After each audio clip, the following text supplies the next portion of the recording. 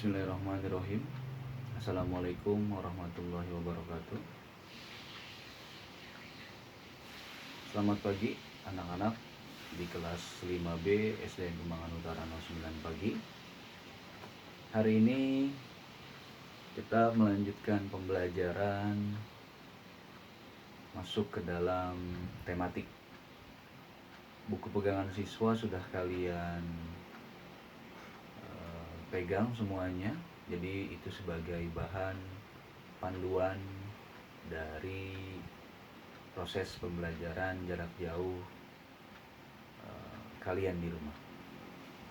Baik, hari ini kita mulai dengan masuk kepada tema 1. Silakan kalian buka bukunya masing-masing di rumah mengenai organ gerak hewan dan manusia. Kemudian di tema 1 kita masuk ke dalam subtema 1.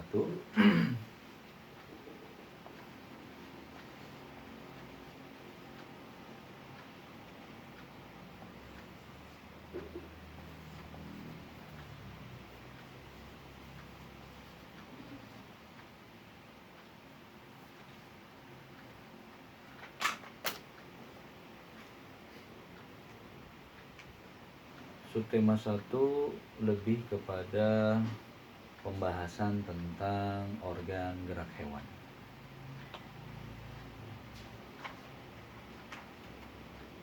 Kalian coba buka di halaman 1 di buku tematik kelas 5 kalian. Di situ ada gambar seekor kelinci yang sedang melompat. Nah, salah satu contoh dari sebuah gerakan adalah melompat.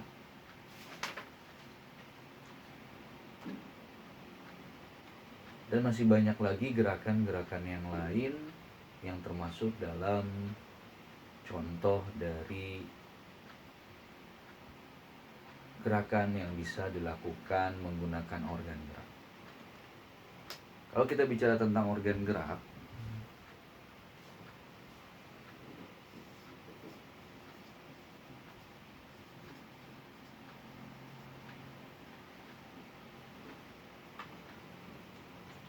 sebenarnya organ gerak ini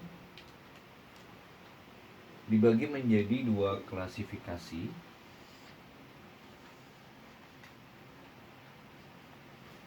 Secara garis besar bahwa yang namanya organ gerak ini ada yang disebut dengan organ gerak aktif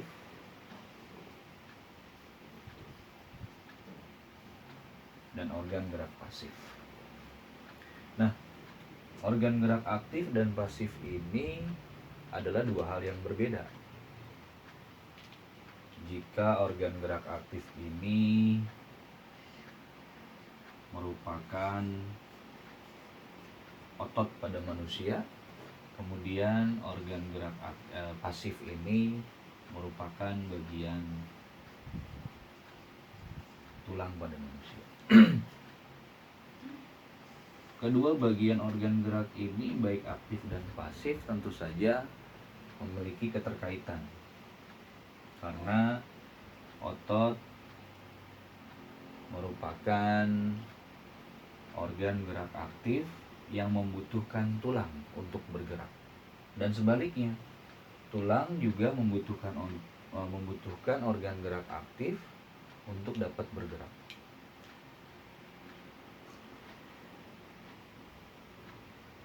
Kenapa dikatakan bahwa otot bisa menggerakkan tulang? Karena otot ini memiliki suatu senyawa kimia yang dapat menggerakkan organ gerak manusia.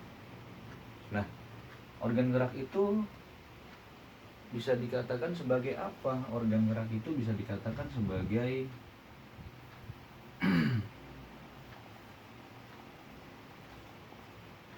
rangka.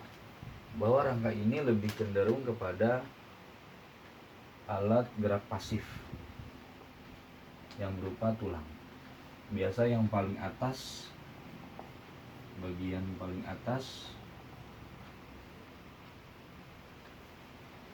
disebut tengkorak. bahwa tenggorok ini dapat melindungi bagian syaraf-syaraf yang ada di kepala manusia. Nah, dari pernyataan tersebut berarti salah satu fungsi dari organ gerak atau bagian rangka tenggorok adalah melindungi bagian otak manusia atau syaraf-syaraf manusia. Kemudian selain dia melindungi,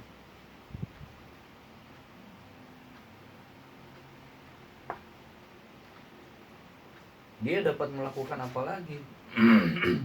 Selain dapat melindungi, bahwa yang namanya organ gerak atau rangka manusia ini juga dapat membentuk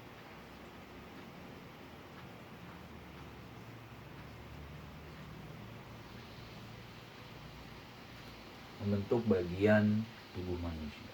Tentu saja yang masih erat kaitannya dalam pembahasan kita adalah selain melindungi, membentuk, ternyata tulang rangka juga memudahkan kita untuk bergerak.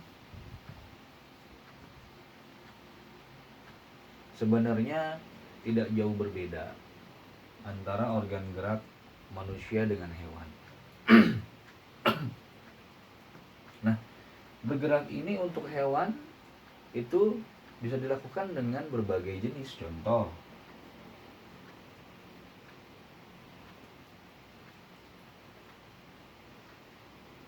untuk kelinci misalnya, dia dapat meloncat.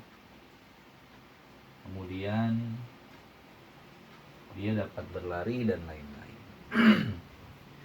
Dalam wacana di halaman 3 di buku pegangan siswa kalian,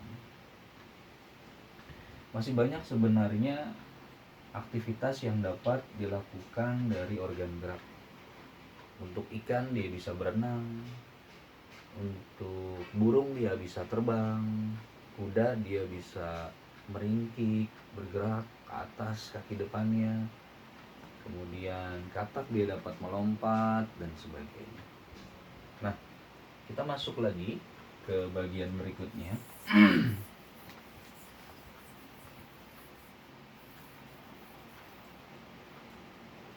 Nah, ternyata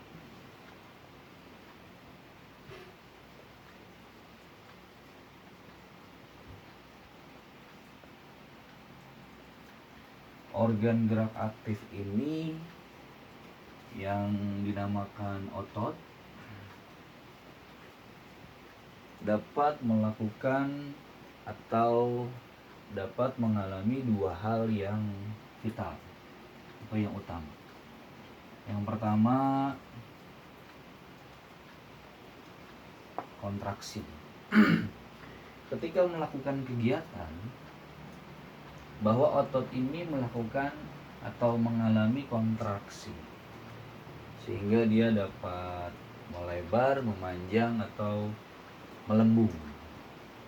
Itu bagian yang pertama adalah kontraksi. Kemudian yang kedua, otot ini juga dapat mengalami yang namanya relaksasi.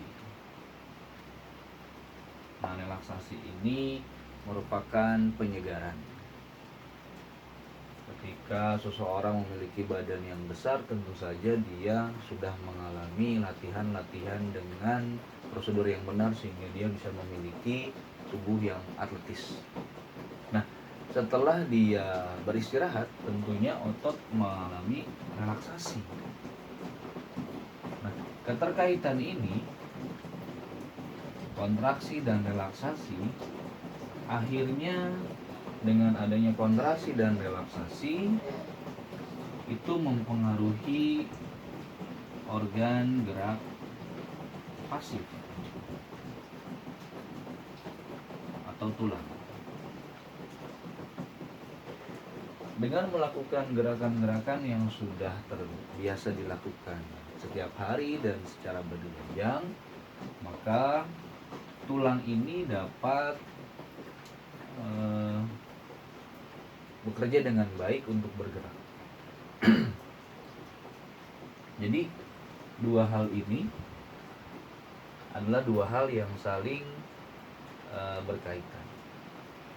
Kedua hal ini menjadi landasan untuk membentuk yang namanya sistem gerak.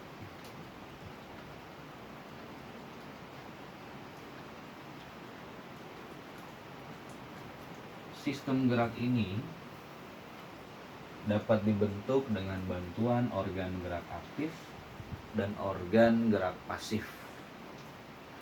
Jadi dinamakan sebuah sistem gerak. Dan dikatakan juga bahwa tulang tidak bisa bergerak dengan bantuan otot, karena otot bisa menggerakkan tulang karena otot ini dikatakan menempel.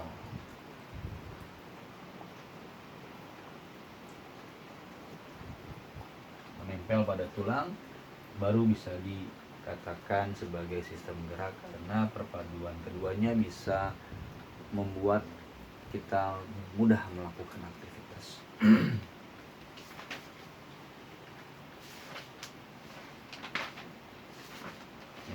Kita lanjut ke materi yang selanjutnya atau ke bahasan yang selanjutnya, bahwa di halaman 3 tadi kalian sudah bisa membaca kemudian memahami melalui paragraf mengenai organ gerak aktif dan pasif.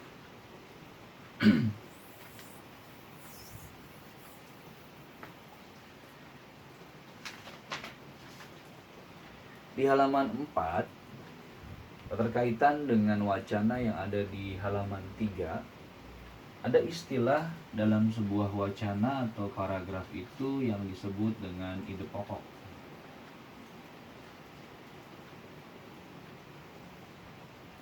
Ide pokok ini terkaitannya kepada paragraf. Nah, sebelum kita masuk ke paragraf, poin-poin atau hal-hal yang penting adalah kalian harus mengetahui dasar pemahaman atau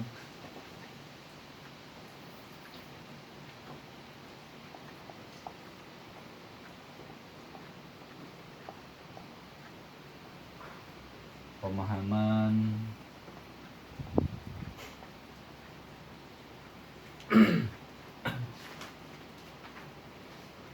pemahaman dasar. Bahwa yang pertama,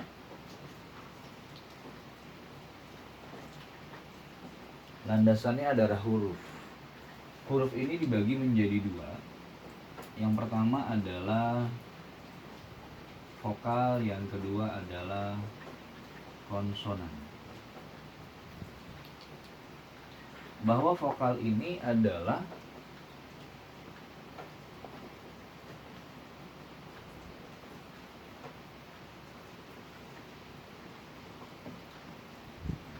lima huruf yang pada penyebutannya hanya mewakili satu huruf. Kalau A, I, U, E, dan O. Nah, bagaimana dengan huruf konsonan? Bahwa huruf konsonan ini adalah selain dari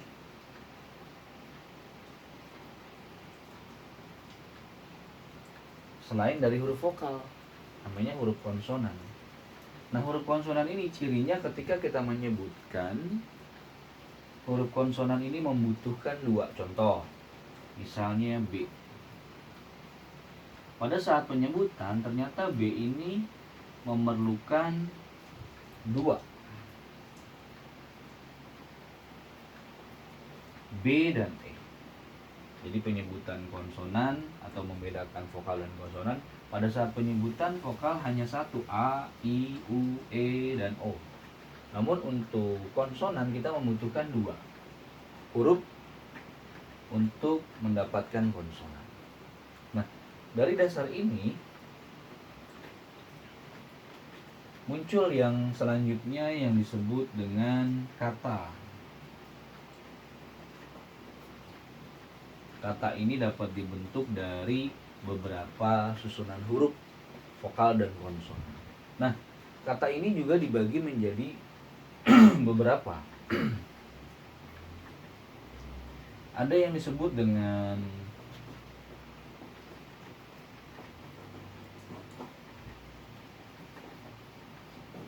kata benda benda yang ada di sekitar kita, yang kalian sedang pegang buku, kemudian mungkin di samping kalian ada lemari dan sebagainya, itu disebut dengan kata benda.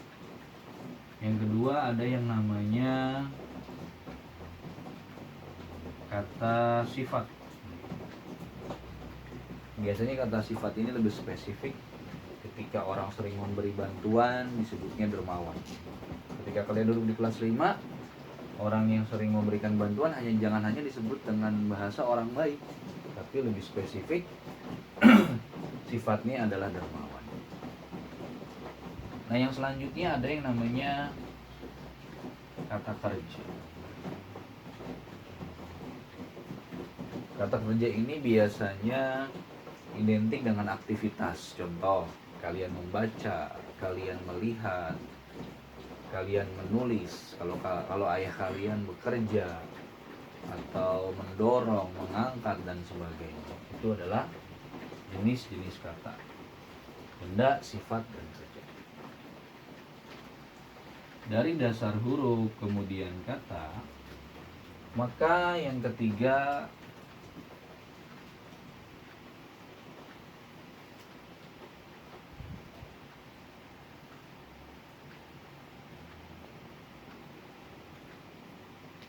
kalian masuk ke dalam kalimat.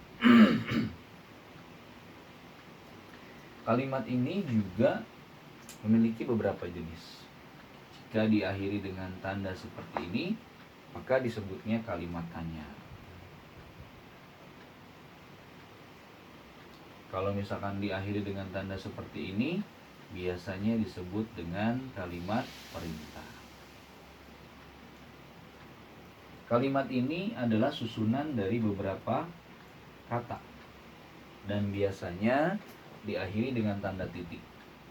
Nah, jika diakhiri dengan tanda titik, maka itu tergolong dalam satu kalimat. Kalimat tanya biasanya diidentikan dengan 5W dan 1H. Itu istilah dalam bahasa Inggris.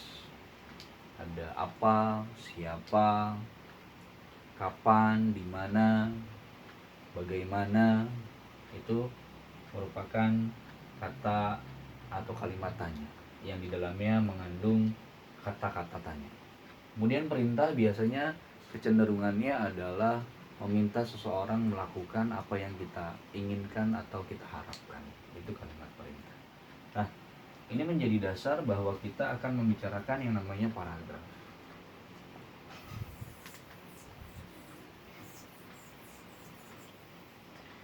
Sebuah paragraf biasanya minimal terdiri dari 4 baris. Minimal. Dalam sebuah buku, paragraf ini kita contohkan dalam kertas.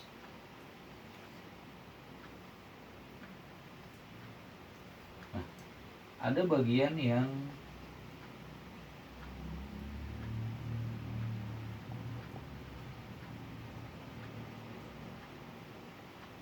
menjorok dalam. Itu dari ciri khas dari sebuah paragraf. Nah, bagian yang menjorok paragraf ke dalam ini terdapat pada baris pertama. Pada baris pertama dalam sebuah paragraf. Ketika kita sudah membahas ini, baru kita bisa masuk ke dalam yang namanya paragraf. Sebuah wacana atau bacaan biasanya terdiri dari beberapa paragraf. Nah, sekarang kita masuk ke bagian pembahasan kita. Bahwa yang namanya ide pokok ini biasa juga disebut sebagai gagasan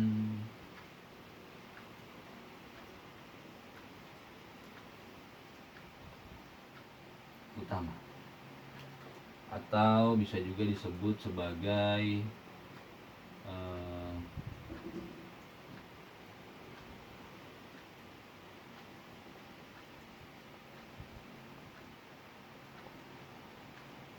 pikiran utama. Ketika kita sudah mendapatkan ide pokok dalam suatu paragraf, barulah bisa kita tambahkan atau kita kembangkan menjadi sebuah paragraf. Misalkan ide pokoknya tentang pembelajaran jarak jauh di rumah. Setiap orang pasti mampu merangkai kalimat yang berbeda untuk membentuk sebuah paragraf. Nah, dalam setiap paragraf biasanya terdapat satu yang namanya kalimat utama. Hanya satu. Dan beberapa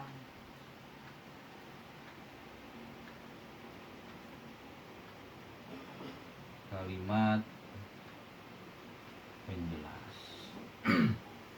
Setiap paragraf memiliki satu kalimat utama dan beberapa kalimat penjelas. Kalimat utama ini bisa ada di awal yang disebut sebagai paragraf deduktif.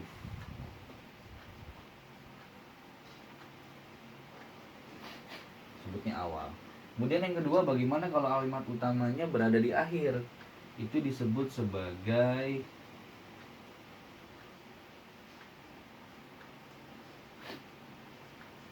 paragraf induktif. Dan yang terakhir, campuran. Paragraf campuran ini adalah paragraf yang memiliki kalimat utama di awal dan di akhir. Perpaduan antara deduktif induktif. Nah, 3 macam ini merupakan jenis paragraf yang dibedakan berdasarkan dari letak kalimat utama. Kalimat utama bersifat khusus. Bersifat umum.